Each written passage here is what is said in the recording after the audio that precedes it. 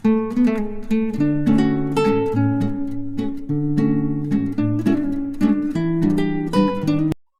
บสวัสดีพ่อแม่พี่น้องพ่อพ่อกับบ่าวพลคือเก่าเนาะมื้อนี้บ่าวพลก็ได้ออกมานาคือเก่าเนาะดำนายังบ่แล้วมื้อนี้บ่าวพลก็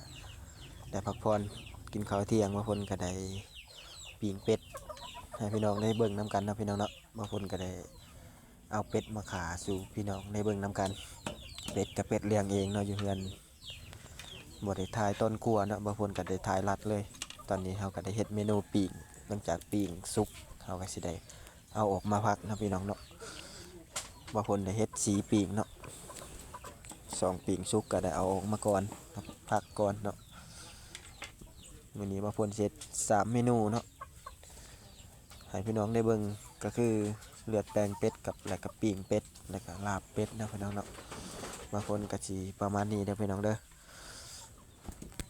ตอนนี้ก็ได้เป็นการพักเนาะพักให้เป็นตอนน้อยๆพอได้กินนะพี่น้องเนาะ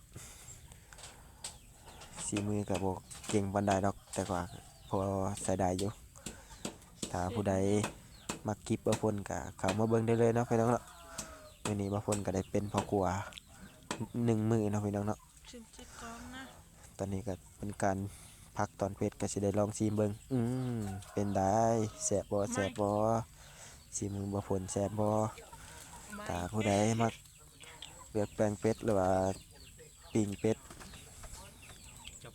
ก็ติดต่อหาบ่าวพลได้เลยเนาะบ่าวพลก็สิขออาสาเป็นพ่อครัวให้เนาะพี่น้องเนาะเฮ็ดก็บ่ได้แซ่บปานใดดอกกับพอได้กินเนาะสีมือกับปูปลาเนาะพอเฮ็ดกินเองได้เนาะพี่น้องตอนนี้ก็เป็นการพักเนาะยังบ่แล้วเนาะแต่พักต่อไปพักไปเรื่อยๆเนาะพี่น้องเนาะพักจนมันแล้วพุ่นละตอนนี้ก็พักบิ่งที่2เนาะได้ซ้ำนี้เนาะยังอีกบิ่งนึงตอนนี้หม้อขัวเป็ดเฮาก็สุกเป็นที่เรียบร้อยเนาะเฮาก็ได้เอามาพักต่อเนาะ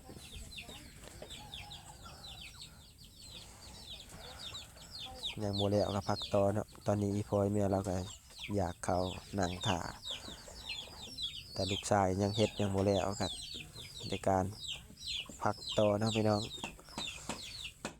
หลังจากพักปิ่งแล้วก็ต่อสิเลือดแป้งเลยเนาะพี่น้องเนาะตอนนี้ก็ผสมน้ำกับเลือดเนาะบางคนก็คนแล้วก็ซีมเบิ่งกะว่ามันได้แล้วก็บางคนว่าโอเคเลยเนาะโอเคแล้วก็สิได้เทเลือดลงไปเนาะพี่น้องเนาะเทลงไปเทลงเลยเนาะพี่น้องเนาะเทลงไปเทจนเบิดถ้วยแล้วเนาะพี่น้องเนาะแดงจึงครึ่งเลยเนาะพี่น้องเนาะขอโทษขออภัยเนาะผู้ใดที่บ่มักกินของข้าวกินเลือดแปลงก็ขอโทษขออภัยเนาะพี่น้องเนาะแต่สำหรับบางคนก็กินได้อยู่กินได้บ่หลายเนาะพี่น้องเนาะหลังจากเทเลือดลงไปแล้วก็ต่อที่ผักหอมเนาะพี่น้องเนาะโรยหน้าเนาะพี่น้องเนาะโรยลงไปเนาะพี่น้องเนาะแล้วก็เข้าขัวต่อเนาะพี่น้องเนาะโรยลงไปเนาะพี่น้องเนาะโรยลงไปจนกว่ามันสิได้บ่ล่ะ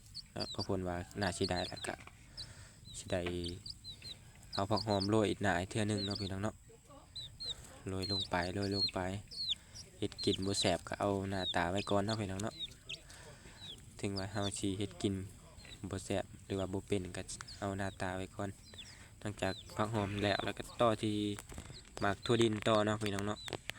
โรยลงไปเนาะพี่น้องเนาะโรยเอาหน้าเพื่อสีสันโรยลงไปเนาะพี่น้องเนาะโรยเรื่อยๆเนาะพี่น้องเนาะ